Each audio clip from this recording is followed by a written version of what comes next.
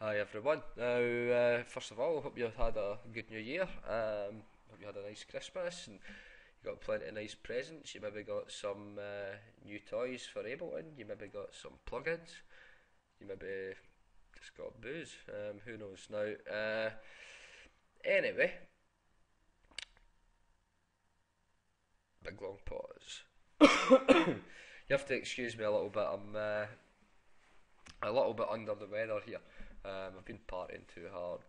Everybody, not everybody up here, but a lot of folk in Scotland are coming down with quite bad colds and flus and everything. So I think I've got a little bit on the edge. So not to worry. I've got my medicine here, which will help me get through it. Now, what I'm going to show you just now is how to, if you're going to do a remix and you can manage to get a MIDI file of the bass lines or any of the melodies, how you can actually use that to build up your own version of a remix. Okay, so now what we're going to look at is the first thing we've got is these samples here.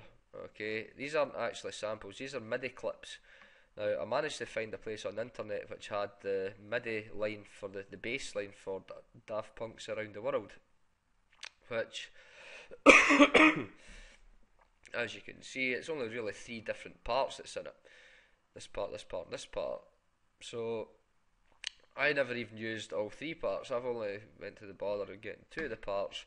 So you can see I've got the part at the start and then I've got the main melody. Okay.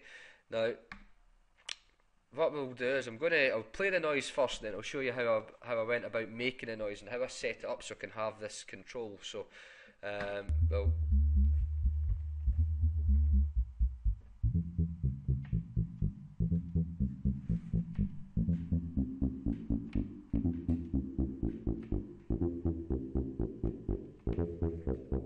I'm sure we can all recognise that as being Daft Punk.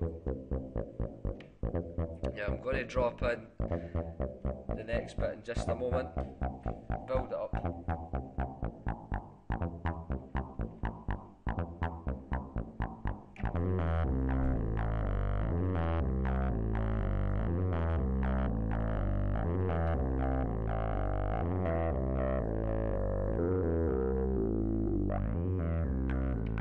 Obviously, that isn't a smooth build, but just give you an idea of the way we can do the noises.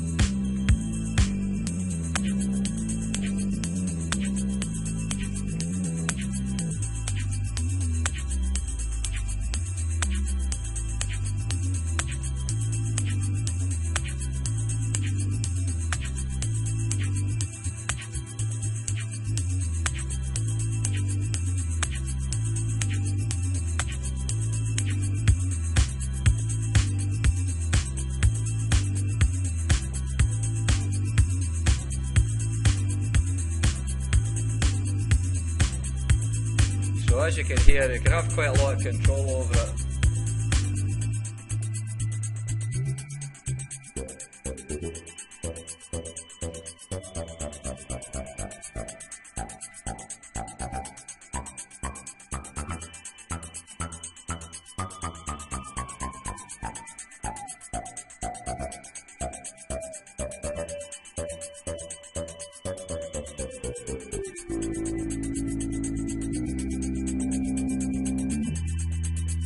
get it quite deep. Now you can hear how good the filter is now. What we're going to do, you've heard most of the sounds running now, okay? Now, give me a second. There we go. Now, what I'm going to do is I'm just going to show you how I go about setting these things up. Now, obviously, what I've just played just now isn't a finished take. What I tend to do is I set everything up, all the noises I want, set all the knobs up, and then I'll maybe jam it 15, 20 times, pick the best one, and then I'll go back and then I'll redub it. Once I've got the basic layout, you can redub over the top of any manual effect that you've put in. So I'll show you a little bit of that as well. Why not? Because seeing as it's a new year. Also, YouTube sent me a message saying that I was now allowed to produce videos that are longer than 15 minutes. So be as well taking advantage of. Okay, now, so what we're going to do then, just show you how I made the bass, how I built up the bass. Okay, now the first thing, because it's these things are MIDI notes. Okay, it meant that I can use MIDI effects on it. Okay, so when you come into it, note length, which you can get in the, there we go, MIDI effects folder, go into there, then you've got note length. Okay, if you get that, stick it on, and then the length, you can see there we can control the length of the notes, so you can that's how I'll cancel some of these and we'll play it. I'm just trying to give you an idea of how you can go about setting these things up yourself. So when you turn note length,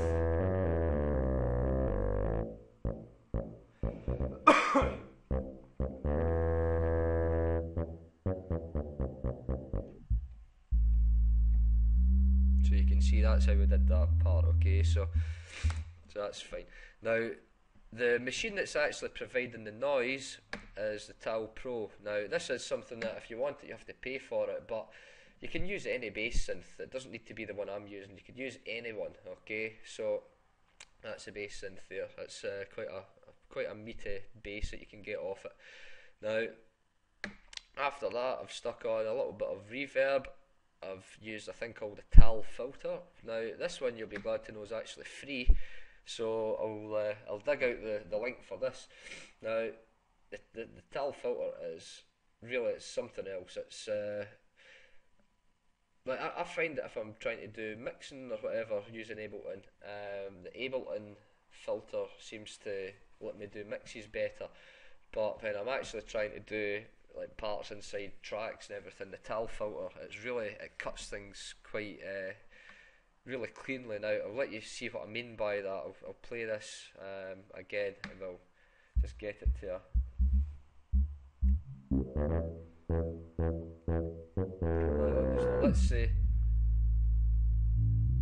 let's say we've got it when it's doing that. Now all I've got assigned on this is a cut off in the resonance.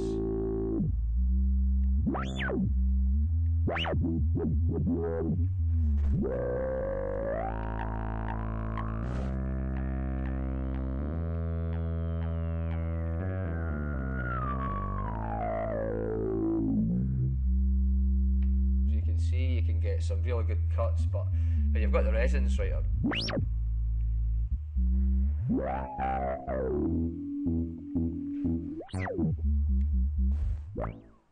so you can see how flat it lets you get it.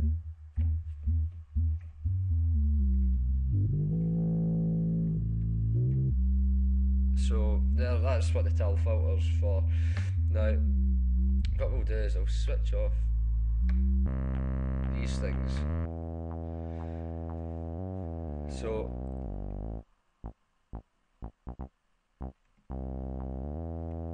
So that's the noise with the Tal Pro in itself. Okay, stuck a bit of reverb on it.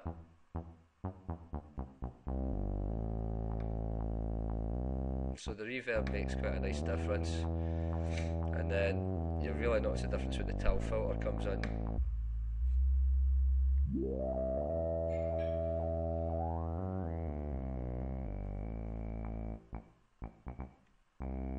But again, and then when we stick on the analog warmth at the end,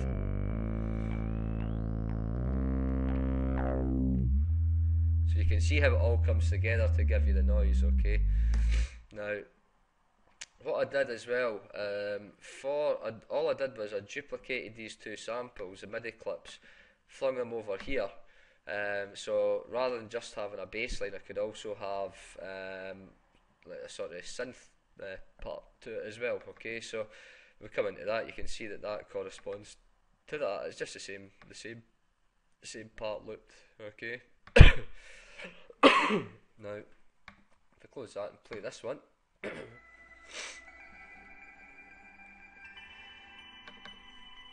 It's quite a nice noise. Now what we'll do is we'll just switch some of these things off. I'll show you the process I went through to make this. So there we go, started with the note length, opened up an operator, picked a sound that was close to what I wanted, and you can hear it doesn't sound too impressive there. It's like a bit of reverb, flange verb on it. Messed about that a little bit, got it right. Now you can hear at the moment, I'll try and turn it up so we can hear it. You can hear the kind of growl, the bass growl. So if I push this, all that's done is take away the growl and it accentuate the highs. Now, I'm not a trained sound engineer, and if there are any of you out there who are watching this, you'll probably be looking at this EQ and think, what the hell is he doing? And to be honest, I didn't really care. I know that I'm not, I've not had formal training. All I know is when I've got that noise and I want it to be something different, I can move these about till I get something else, and then after that I added a little bit more reverb on it, and that pretty much provided me with the sound that I was looking for. So all I'm trying to do is show you how I've built it up. You don't need to be a professional to build up good sounds, and as I said, I'm trying to show you how I set things up so I can manipulate them when we're playing. Now the next thing, so I'll show you the main beat, which again it's just a short sample. Now the beat just now, give me just a second here so we find out the knobs again. There we go. Right, now I've stuck on the reverb just so I can have a bit of control if I want to do a breakdown, and the camel fat's there as well. Now I'll show you camel fat first, okay? Camel fat is quite a meaty effects process, and you get loads of different presets in it which you can then mess about with. Now with this one, all I've done is I've assigned the, see down here, the mix knob at the master. When it's off you get it, when it's on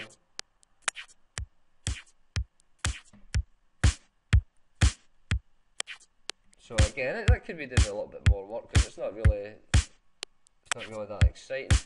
Also, as I say,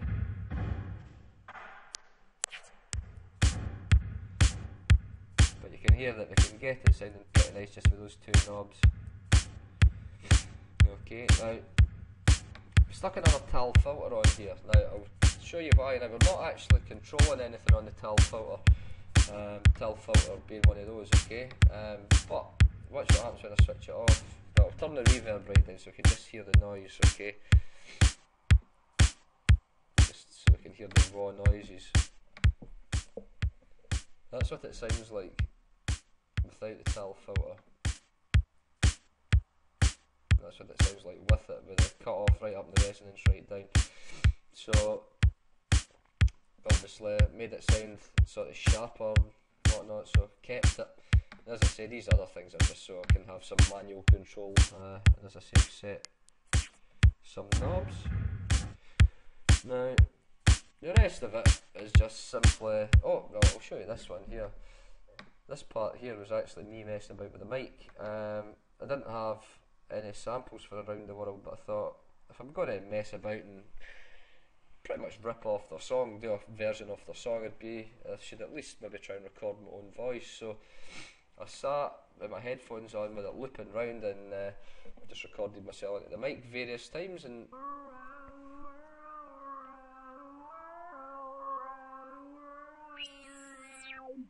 so you can hear I've got a bit of control of it. So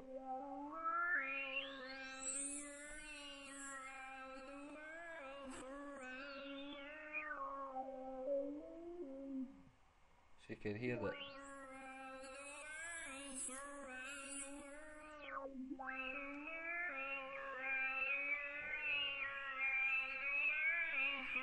So you can see again, I've just set up a few effects over the loop, so I can mess about with that. And as I say, I usually like to have sounds on a filter, so rather than me having to stop them on using the stop button, I can just stop it with a filter. Okay, so so that's what that part was. And then in here, that's just a sample that's playing over and over and over and over. And I've set up a bit of hi-hat delay and a bit of reverb, flange verb on it. And then this part here, just these two samples have been grouped together so I can trigger them with the one. It was just, again, it's just different samples that I've looped over just to give me. So you can see the little effect that the hi-hat delay has. That's it without it. And the camel fat.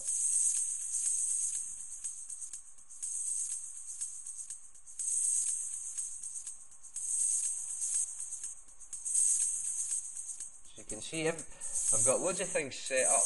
Okay, now, so there we go. Now, what we'll do now is that's me showing you pretty much how it's set up now. I'm going to reload this. I'm not going to save it now. I've not came to a final version of this yet, okay, but I want to show you, like a lot of you have been asking, like once you've got your tune on this side, how can you go on and edit it, okay? So what we're going to do, we're just going to pick apart, let's see, we'll pick the bass line because that's the one that we can easily hear and manipulate, okay? So open up the bass line, okay? So see what bit we want to watch now. Note length. Okay, now basically when you record things down, when you're on your arrangements, or I forget the name of the screens. When you're on this screen here and you're wanting to lay your track out, and you hit record and you hit play and then you do your performance, it records everything and keeps it on this side for you. Okay.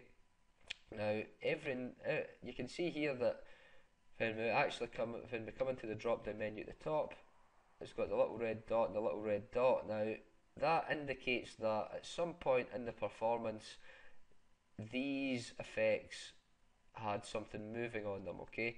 So if we come into the note length, it lets us see what it is that we've been controlling, and there was only one knob that we controlled for the length, which just so you can follow along what we're talking about for anyone who's not too sure of this. You can see here the length, it's got a little red dot on it.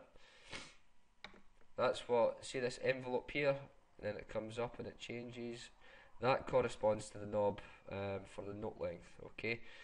Now, when we look at the tal filter, then we come in, we can see that the cutoff and the resonance have both been moved. So we get two envelopes. So we've got the cutoff, as you can see here, and then we've also got the resonance, which you can see here. Okay, so now what I'm going to show you is, let's say we're going to re-record some of this now. We'll hit play. It's a bit loud just now. Give me a second just to turn this down a bit.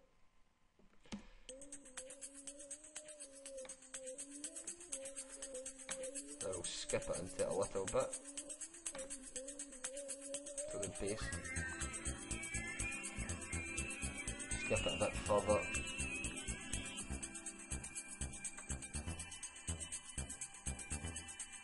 Right, so I'm going to do is actually number 5 is far too loud. As I say, this is just a random mess about, so we'll get the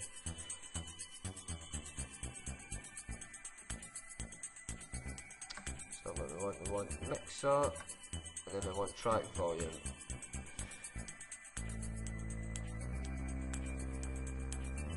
So you can hear the bass line. Now, if we wanted to re-record the effects over this bit of bass line, say we didn't think it sounded too good, we wanted to hone it a little bit, okay? What you can do is you can come back here, you hit record over right. You can see it on the. Now I'm doing this really stupidly just to let you see it. I'm going to zoom in so we can actually, and we're going to follow it along, okay?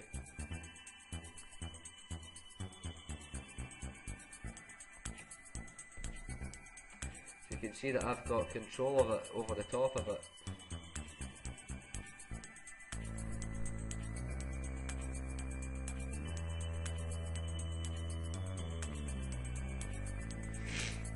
Now, the reason it's not doing anything, I'll show you what we've done here.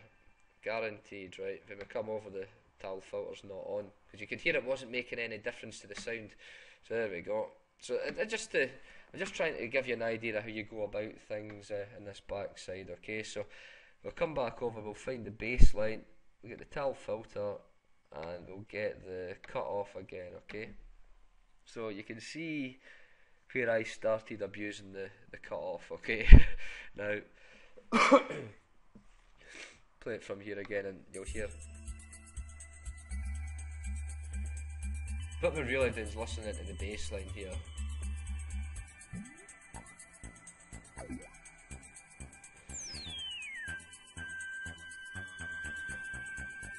So that's quite clearly not going to do. The messing about I did has pretty much ruined that bit of the bass line, okay? So for me to repair that, I just come back to the start, hit record, and then wait till it hooks up.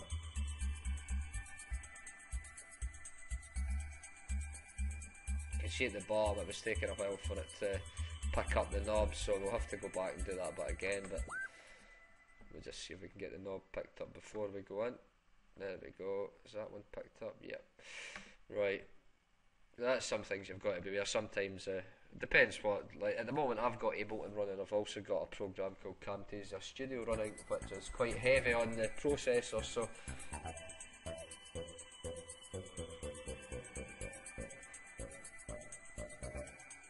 you can see just now it's not doing anything. It's because we're not on record. So we come back to the start.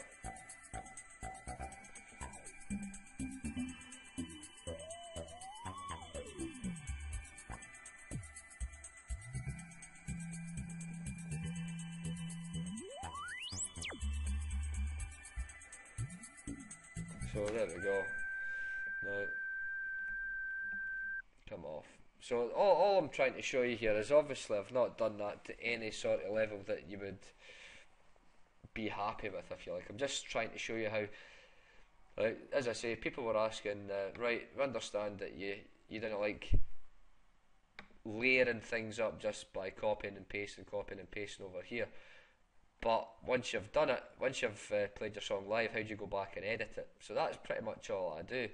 Sometimes when you're making a track, I won't do any effects in the bass line, I won't do any effects on anything. I'll just go through and I'll just play the samples at the time when I want them to play, and I'll have all of the samples set up so I can trigger them by pushing buttons, okay? And I can build up the sort of structure of the track first, and then after I've done that, I can come over to this side. Then I can hit play, record, and then I can say, right, for this take I'm going to record the effects off the bass line, and then once that's done I'll stop it. I'll say, right, the next one I'm going to do the effects on the beat, and I just work through it, and things that don't work well together just re-record over the top of it. So anyway, I hope that you've had some good information out of this. I've not really planned anything. I was making this, and I've done quite a lot of as you can, I've set up a lot of different things. So I've just tried to show you how I go about building up sounds, how you can set up sounds so you can have a lot of control over them, so you can jam it live, and basically how you can do remixes by going out and getting a hold of MIDI files if you can find them. So again, I hope you've enjoyed that, and if anybody's got any questions about anything here, just leave a message under the video and I'll do my best to answer it for you. Okay, cheers now, bye.